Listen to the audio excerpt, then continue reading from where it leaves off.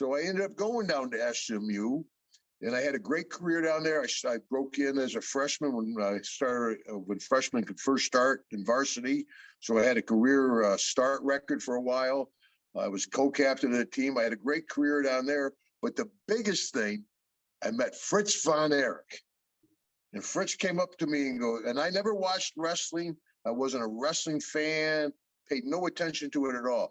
And Fritz came up to me and goes, kid, you know, you might be a wrestler. I said, no, I'm going to be in the NFL for 10 years. Nice talking to you, Mr. Wrestler. So I go to the Atlanta Falcons in 1977. I get hurt during preseason, have 2 knee surgeries. I stay on injured reserve the whole season. Go back in 78, try to play. Boom, they cut me. I went up to Canada. I was playing with the Toronto Argonauts with Forrest Gregg, head coach up in the Argos, offensive lineman, a dime a dozen. They clipped me up there.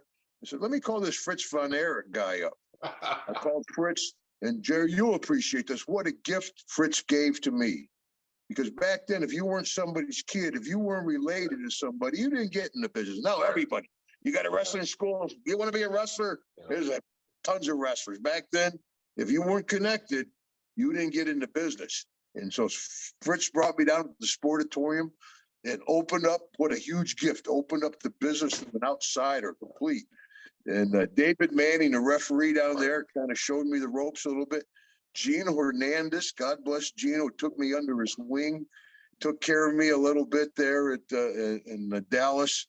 And that's how I broke in with Fritz. But I understand David or Gary Hart bought you your first pair of boots too, right? Yeah, Gary Hart gave me my first pair of trunks. He sure did. It's been a great business for me. You know, everybody sees the dark side of the ring and talks about my good buddy Jake the Snake Roberts and all that stuff.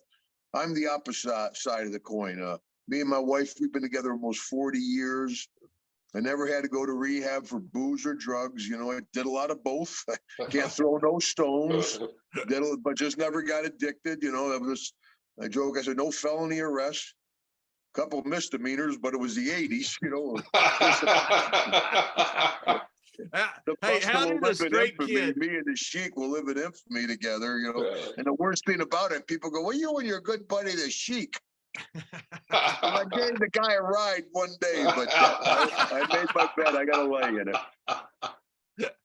Hey, how did a straight guy from Glen Falls, New York, end up with Gino Hernandez? Because that's talking about 2 polar opposites. That was the start of the transition. Yeah. Yeah. I was an extremely straight kid till I got into wrestling. I sure was. And then, you know, as time went on, because people, especially our generation of guys, people try to compare us to sports teams. I said, no, we're more like a rock and roll band, you know, different city, different country. And that's my old joke. I tell you, the old days, the booze, the broads, the drugs. God, I miss the old days.